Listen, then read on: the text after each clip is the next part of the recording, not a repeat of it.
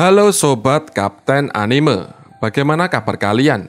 Admin berharap kalian baik-baik saja dan sehat selalu. Kali ini kita akan membahas tentang anime Tokyo Revengers.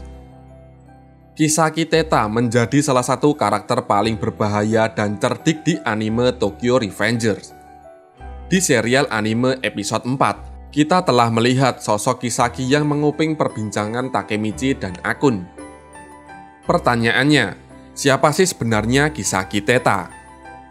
Buat kalian yang mungkin belum tahu tentang Kisaki Teta, ia adalah seorang villain utama di Tokyo Revengers. Tidak seperti kebanyakan villain lainnya, Kisaki tidak memiliki kemampuan bertarung yang hebat. Kisaki hanya seorang pemuda yang sangat cerdas dan memiliki banyak rencana demi tujuan yang ia inginkan. Sayangnya, rencana Kisaki adalah malapetaka bagi Takemichi selaku karakter utama. Akhirnya, serial ini secara tidak langsung memperlihatkan pertarungan antara Kisaki Teta dan Takemichi. Kendati Takemichi selalu berhasil mencegah rencana Kisaki, pada akhirnya Takemichi selalu kalah dari sang villain. Nah, buat kalian yang penasaran, berikut adalah 4 momen menarik saat Kisaki mengalahkan Takemichi.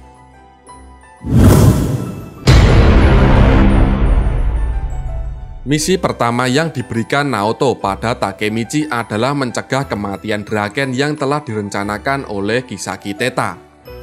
Kisaki adalah orang di balik berubahnya Tokyo Manji menjadi sebuah geng paling jahat di Jepang. Takemichi tahu dari Akun di masa depan bahwa Tokyo Manji berubah setelah Draken mati dan Kisaki menjadi vice president. Takemichi akhirnya pergi ke masa lalu dan mencegah kematian Draken. Kematian tersebut akhirnya berhasil dicegah, namun Kisaki masih tetap bertahan di Tokyo Manji sebagai kapten divisi yang sangat dibutuhkan Mickey. Saat Takemichi kembali ke masa depan, Hinata ternyata berhasil diselamatkan. Baru menikmati pertemuannya kembali, Kisaki langsung membunuh Hinata di hadapan Takemichi karena ia masih memiliki kekuasaan besar di Tokyo Manji setelah memenjarakan Draken.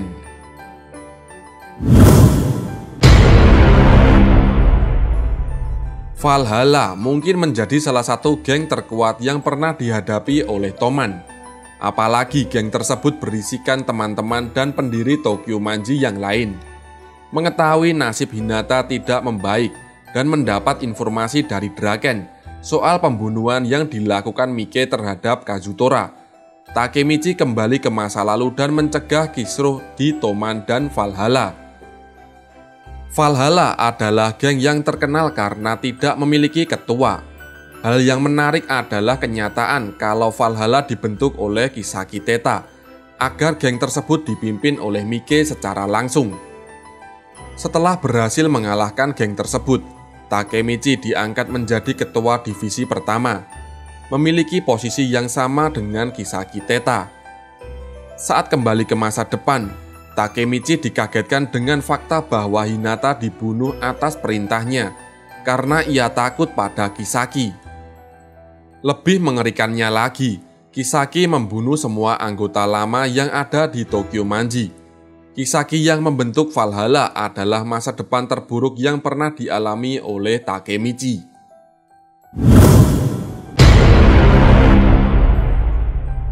Setelah beberapa kali kalah dari Kisaki dan mendapatkan masa depan yang buruk terus-menerus, Takemichi akhirnya memutuskan untuk mencoba mengeluarkan Kisaki dari Tokyo Manji.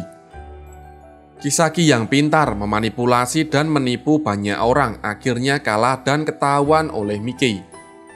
Tepat setelah Mike mengetahui kebenaran soal Kisaki yang memanfaatkannya, Mike memecatnya dari Tokyo Manji. Kisaki merasa sangat marah dan dendam pada Mike juga pada Takemichi. Sialnya, setelah kembali ke masa depan, tidak ada hal yang berubah sama sekali.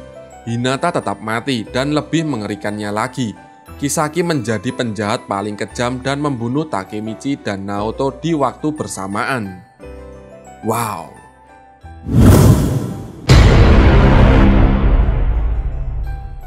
Terakhir adalah momen kematian Kisaki Teta. Momen ini menjadi penting mengingat masa depan yang diinginkan Takemichi dan Naoto akhirnya berhasil terwujud. Kisaki tewas tertabrak mobil setelah ia lari dari kejaran Takemichi dan geng Tokyo Manji.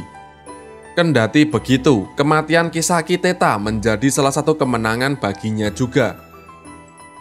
Meski ia mati, Kisaki berhasil mengecoh Takemichi yang berpikir kalau Kisaki adalah pelompat waktu. Dari sini juga kita bisa tahu motif Kisaki dan bagaimana Kisaki melawan Takemichi yang lebih unggul darinya, karena bisa berpindah-pindah. Meski melawan orang yang bisa memprediksi masa lalu, toh buktinya Kisaki tetap bisa menang dari Takemichi. Menariknya lagi saat Kisaki mati, Takemichi merasa hampa. Hal ini terbukti di masa depan, karena kematian Kisaki sendiri harus dibayar dengan sosok Mike yang menjauhi teman-temannya dan hampir membunuh Takemichi. Nah, seperti itulah 4 momen kemenangan Kisaki Teta melawan Takemichi. Bagaimana menurut kalian? Jika kalian mempunyai pendapat lain, silahkan tinggalkan komentar di bawah ini. Oke, terima kasih.